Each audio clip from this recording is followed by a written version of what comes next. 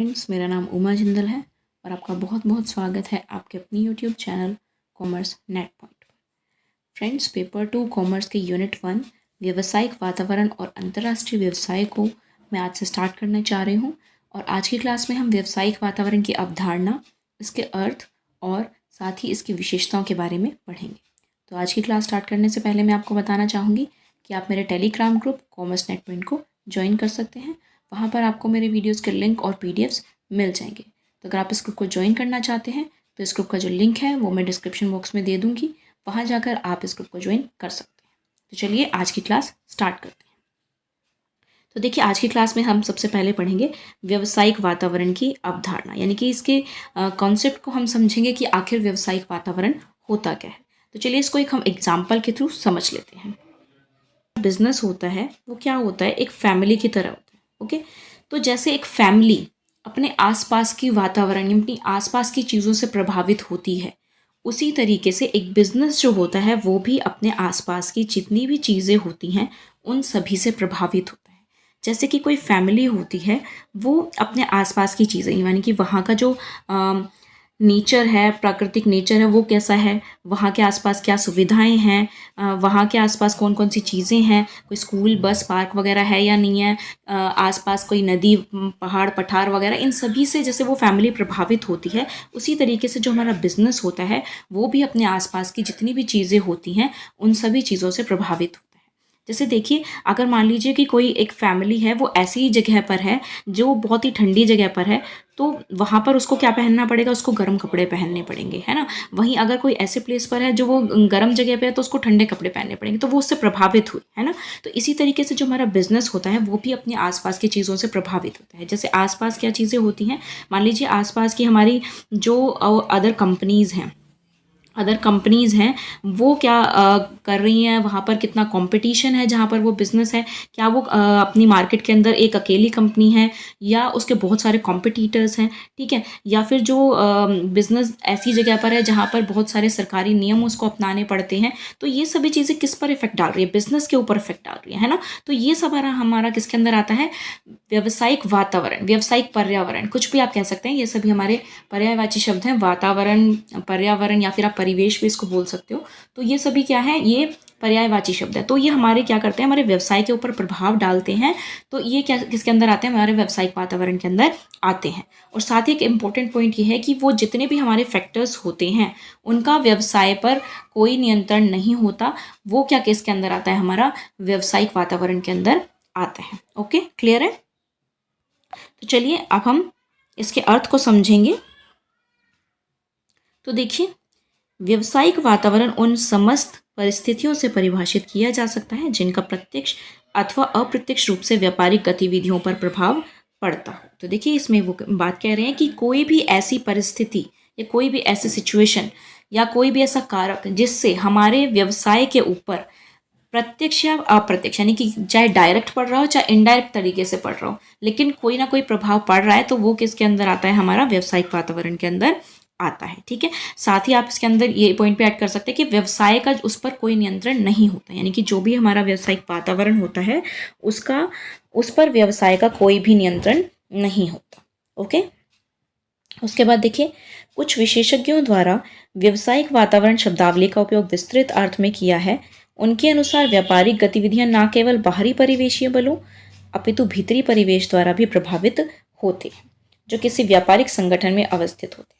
तो देखिए, इसके अंदर बहुत इंपॉर्टेंट पॉइंट बता रहे हैं कि कुछ विशेषज्ञ जो है उनका ये मानना है कि जो व्यावसायिक वातावरण होता है वो सिर्फ बाहरी परिवेश नहीं होता, बल्कि उसके भीतरी परिवेश जो होता है वो उसके द्वारा भी वो प्रभावित होता है। तो इसलिए व्यावसायिक वातावरण के अंदर उसको इंक्लूड भी किया जाता है।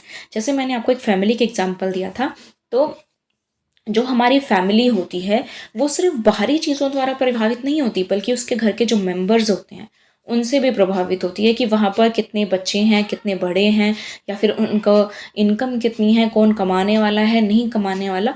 लाइक उसी तरीके से जो हमारा बिजनेस होता है उसके भीतरी परिवेश के अंदर भी ऐसी बहुत सी चीज़ें होती हैं जो उसको प्रभावित करती हैं।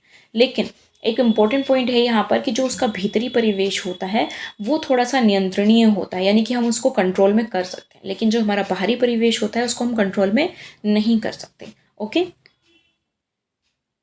उसके बाद नेक्स्ट देखिए, व्यावसायिक वातावरण को आर्थिक तथा गैर आर्थिक रूप में भी वर्गीकृत किया जा सकता है। आर्थिक परिवेश में महत्व कारक जैसे राजकोषीय नीति, मौद्रिक नीति, औद्योगिक नीति आदि आते हैं तथा गैर आर्थिक परिवेश में सामाजिक, सांस्कृतिक, राजनीतिक, तकनीकी तथा प्राकृतिक कारक आते हैं। तो देखिए ये क्या कह रहे हैं कि जो हमारा व्यावसायिक वातावरण है उसको हम भीतरी और बाहरी में परिवेश में तो डिवाइड कर ही सकते हैं, साथ ही साथ गैर आर्थिक और आर्थिक परिवेश में भी हम उसको डिवाइड कर सकते हैं। जितने भी हमारी मनी से रिलेटेड चीज़ें होती हैं, चाहे वो रणनीति है या कुछ भी है, तो वो किसके अंदर आती है, हमारी आर्थिक परिवेश के अंदर आती है। जैसे कोई राजकोषीय नीति बनाई या मौद्रिक नीति बनाई तो वो क्या हो गया, हमारा आर्थिक परिवेश हो गया। ठीक है, उसके अलावा जो हमारे जितने भी राजनीतिक कारक हो गए, तकनीकी कारक हो गए या प्राकृतिक कारक हो गए, ये हमारे किसके अंदर आते हैं, ये हमारे सभी गैर आर्थिक परिवेश के अंदर आते हैं। ठीक है, लेकिन यहाँ पर इंपॉर्टेंट पॉइंट है कि आर्थिक तथा गैर आर्थिक परिवेश को विशिष्ट ढंग से ना तो अलग किया जा सकता है और ना ही पहचाना जा सकता है। दोनों एक दूसरे को प्रभावित करते हैं, यानी कि हम इन दोनों को एक बिल्कुल अलग तरीके से नहीं देख सकते। वो क्यों? क्योंकि ये दोनों एक दूसरे पर प्रभाव डालते हैं। देखिए जैसे कि क्या होता है कि जब हम किसी भी कंपनी कोई जब प्रोडक्ट बनाती है अपना, तो वो किसको देख के बनाती है, वो अपने बाहरी परिवेश यानी कि वहाँ पर जो रहने वाले लोग हैं वो उनका मान लीजिए कि सबसे पहले ये देखेगी कि आय का स्तर कैसा है या फिर वो किस तरीके के प्रोडक्ट खरीदना चाहते हैं, तो उसी के अकॉर्डिंग क्या करेगी, वो अपना प्रोडक्ट बनाएगी भी और उसका मूल्य भी उसी प्रकार से डिसाइड करेगी, है ना। अगर मान लीजिए कि कोई कंपनी जो है ऐसी जगह पर है जहाँ पर लोगों की आय जो है वो बहुत ज़्यादा अच्छी नहीं है, तो वहाँ की कंपनी जो है वो ऐसे प्रोडक्ट्स नहीं बनाएगी जो ज़्यादा महंगे हों, बल्कि ऐसे प्रोडक्ट्स बनाएगी जो वो लोग खरीद सकें, है ना। तो इसी तरीके से जो हमारा आर्थिक परिवेश और गैर आर्थिक परिवेश है वो एक दूसरे पर प्रभाव डालता है। ओके, तो चलिए अब हम इसकी विशेषताओं के बारे में पढ़ लेते हैं। तो देखिए सबसे पहली विशेषता है इसकी, व्यवसायिक वातावरण गतिशील है, यानी कि व्यवसाय परिवेश में निहित विभिन्न कारक निरंतर रूप से परिवर्तनीय हैं, अतः व्यापार पर उनका प्रभाव भी परिवर्तित होता रहता है। तो देखिए क्या कह रहे हैं कि जो हमारा व्यवसायिक वातावरण होता है उसके जितने भी कारक होते हैं, चाहे वो प्रोडक्ट का प्राइस है, चाहे कोई सरकारी नियम है, चाहे वो तकनीकी कारक है, टेक्नोलॉजी है हमारी, वो सभी क्या होती है, हमारी टाइम टू टाइम चेंज होती रहती है। जैसे कि आपने देखा होगा जो आज के टाइम पे हमारी टेक्नोलॉजी है वो पहले के टाइम में कितनी ज़्यादा अच्छी हो चुकी है। आज के टाइम में हमारी तकनीक जो है बहुत ज़्यादा बढ़ चुकी है पहले के अकॉर्डिंग। जो पुराने समय में हम चीज़ें यूज़ में नहीं आती थी वो आज के टाइम में आती है ना। तो सबसे पहले हम कोई भी कारक है जो हमारा वो टाइम टू टाइम चेंज होता रहता है। ठीक है, ऐसे ही जो हमारे प्रोडक्ट के प्राइस थे वो पहले के टाइम पे हमारे कम दाम में मिलते थे, पर आज के टाइम में उनका दाम बहुत ज़्यादा है। तो इसलिए हर जो हमारा व्यापार का कारक होता है वो चेंज होता रहता है। तो इसलिए क्या कह रहे हैं कि कोई भी जब हम रणनीति बनाते हैं अपने व्यवसाय के लिए तो उसके हमारा जो व्यावसायिक वातावरण है उसके गतिशील होने को ध्यान में रखना चाहिए। ओके, उसके बाद देखिए नेक्स्ट पॉइंट है हमारा, व्यावसायिक वातावरण जटिल है, यानी कि व्यावसायिक वातावरण में अनेक कारक, घटनाएं, परिस्थितियां तथा प्रभाव सन्निहित हैं जिन्हें संपूर्ण रूप से समझ पाना कुछ कठिन होता है। तो देखिए क्या कह रहे हैं कि हमारे व्यावसायिक वातावरण में कुछ ना कुछ घटनाएं या परिस्थितियां ऐसी आती हैं जिनका हम सिर्फ अंदाजा लगा सकते हैं, यानी कि हम उनको पूर्ण रूप से समझ नहीं सकते कि एग्जैक्टली ऐसा ही होगा। हम क्या करते हैं, सिर्फ एक अंदाजा मान के चलते हैं किसी भी व्यवसाय के अंदर कि ऐसा हो सकता है। किसी भी हम घटना को देख सकते हैं कि हो सकता है कि हमारा ये जो प्रोडक्ट है वो मार्केट के अंदर काफ़ी अच्छा चले, या फिर हम सोच सकते हैं कि ये कॉम्पिटिटर्स आ सकते हैं या हमारे प्रोडक्ट को ये रिस्क उठाना पड़ सकता है। तो जो हम चीज़ें होती हैं उनका सिर्फ अंदाज़ा लगा सकते हैं, उनको हम एग्जैक्टली नहीं समझ सकते कि ऐसा ही होगा। तो इसलिए जो हमारा व्यावसायिक वातावरण है वो काफ़ी जटिल माना जाता है। उसके बाद इसकी नेक्स्ट विशेषता है, व्यावसायिक वातावरण बहुमुखी है। तो देखिए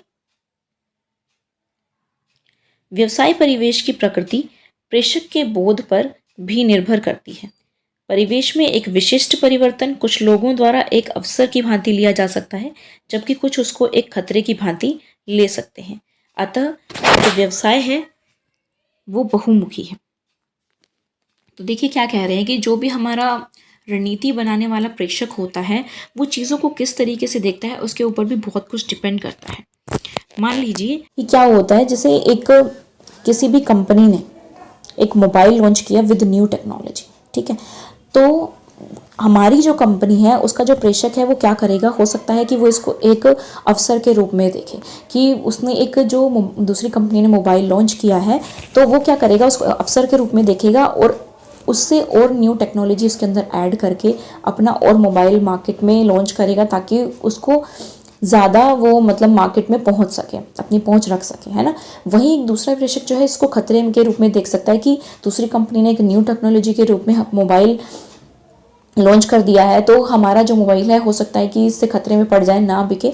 तो इसलिए प्रेषक पे डिपेंड करता है कि वो चीज़ों को किस तरीके से देखता है। तो इसलिए जो हमारा व्यावसायिक वातावरण है वो बहुमुखी कहलाता है। ओके, उसके बाद लास्ट में इसकी लास्ट विशेषता है, व्यावसायिक वातावरण का दूरगामी प्रभाव होता है। दूरगामी प्रभाव यानी कि कोई भी जो हमारी चीज़ें होती हैं, जो हमारा वातावरण होता है, तो उसके अंदर जो चेंजेस होते हैं उससे क्या होता है, जो हमारा व्यवसाय है उस पर दूर तक प्रभाव पड़ता है। जैसे देखिए, व्यावसायिक परिवर्तनों का व्यापार की निरंतरता, अस्तित्व तथा विकास पर दूरगामी प्रभाव होता है। तो देखिए क्या होता है कि जैसे मान लीजिए कि हमने कोई प्रोडक्ट मार्केट के अंदर सेल किया और वो कस्टमर्स को बहुत ज़्यादा पसंद आ रहा है ना, वो कस्टमर्स बहुत खुश होकर खरीद रहे हैं, तो उससे क्या होता है कि हमारे व्यवसाय को निरंतर आगे तक चलने में आसानी होती है और कस्टमर्स हमारी चीज़ों को ही खरीदते हैं, ठीक है। उससे क्या होता है, एक जो कंपनी होती है वो अस्तित्व में आती है, उसको गुडविल मिलती है कि ये कंपनी जो है बहुत अच्छे प्रोडक्ट्स बनाती है। इसके साथ क्या होता है, हमारी जो कंपनी है वो विकास करती जाती है, ग्रो करती जाती है, तो जो उसको गुडविल मिली वो दूर तक जाएगी, है ना। कस्टमर्स जो है आगे तक उस कंपनी को अच्छी नज़रों से देखेंगे। ओके, तो इसलिए जो हमारे चेंजेस होते हैं उनका व्यवसाय पर दूरगामी प्रभाव होता है। ओके, तो ये थी व्यावसायिक वातावरण की विशेषताएं। आज के लिए इतना ही। आशा करती हूँ आपको मेरा वीडियो अच्छा लगा होगा। अगर आपको मेरा वीडियो अच्छा लगा हो तो प्लीज़ इसे लाइक कीजिए, और अगर आप मेरे चैनल पर नए हैं तो चैनल को सब्सक्राइब करिए और साथ में बने बेल आइकन को प्रेस कर दीजिए, ताकि वीडियो अपलोड होते ही आपको नोटिफिकेशन मिल सके। और इस वीडियो को ज़्यादा से ज़्यादा शेयर कीजिए, ताकि आपके फ्रेंड्स और रिलेटिव्स भी इस वीडियो से बेनिफिट उठा सकें। और प्लीज़ कमेंट बॉक्स में ज़रूर बताइए कि आपको मेरा वीडियो कैसा लगा। Thank you.